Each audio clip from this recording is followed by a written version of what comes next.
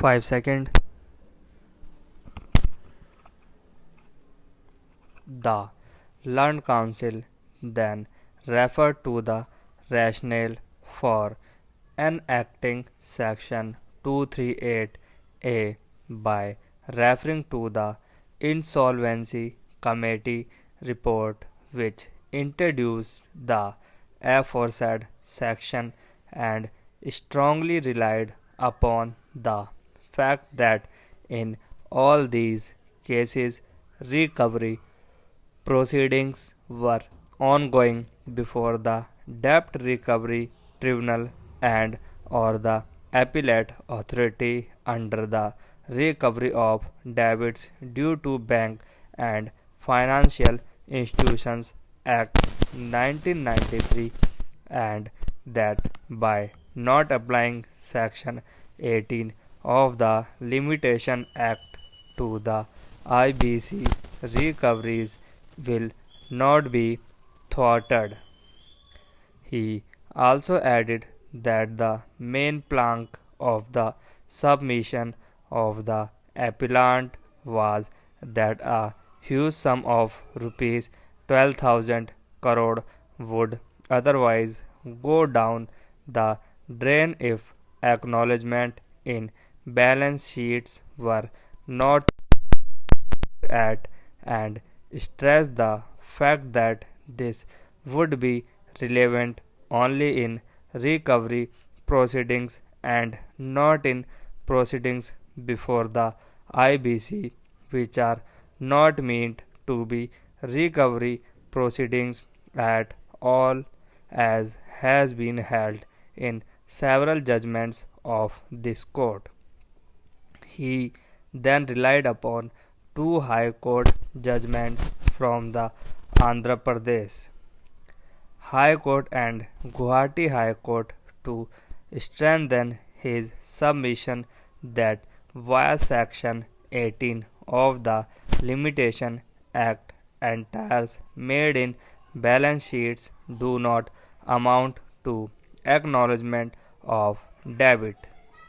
He also stressed the fact that no date of default has been mentioned in the original form that was submitted with the Section 7 application, and that this would therefore be a non-curable defect on account of which the Section 7 application should have been dismissed at the beginning.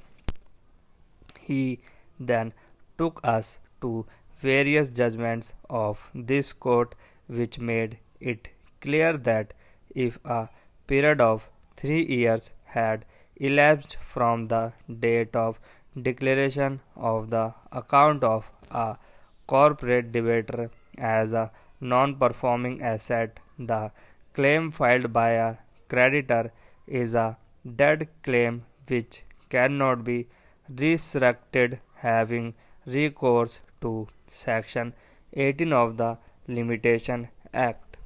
Finally, he argued that the balance sheets in the present case did not amount to acknowledgement of liability in as much as the auditor's report, which must be read along with the balance sheets, would make it clear that there was no undisputed acknowledgement of debit, but that caveats had been entered by way of notes in the auditor's report cannot be relied as a fit evidence for our purpose in the particular case. After hearing counsel for both sides, it is important to first advert to the rationale for the enactment of Section 238A of the IBC, which was enacted by way of the Insolvency and Bankruptcy Code Act 2018. Section 238A of IBC reads the provisions of the Limitation Act 1963 shall, as far as may be, apply to the proceedings or appeals before the adjudicating authority, the National Company Law Appellate Tribunal, the Debit Recovery Tribunal, or the Debit Recovery Appellate Tribunal, as the case may be. In Jignesh Shah versus Union of India, this court referred to the report of the Insolvency Law Committee of March 2018, which led to the introduction of Section 238A as having heard the learned counsel for both sides. It is important to first set out the reason for the introduction of Section 238A into the Code. This is to be found in the report of the Insolvency Law Committee of March 2018 as the question of applicability of the Limitation Act 1963 to the Code has been deliberated upon in several judgments of NCLT and NCLAT. The existing jurisprudence on this subject indicates that if a law is a complete code, then an express or necessary exclusion of the Limitation Act should be respected.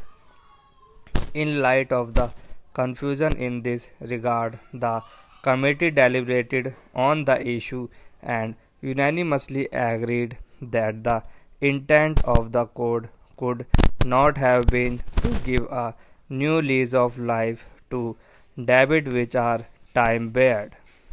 It is settled law that when a debit is barred by time, the right to a remedy is time barred. This requires being read with the definition of debit and claim in the code. Further, debits in winding up preceding cannot be time barred, and there appears to be no rationale to exclude the extension of this principle of law to the code. Further, non-application of the law on limitation creates the following problems. First, it reopens the right of financial and operational creditors holding time-barred debits under the Limitation Act to file for CIRP, the trigger for which is default on a debit above INR 1 lakh. The purpose of the law of limitation is to prevent disturbance or deprivation of what may have been acquired in equity and justice by long enjoyment, or what may have been lost by a party's own inaction, negligence, or default. Though the code is not a debit recovery law, the trigger being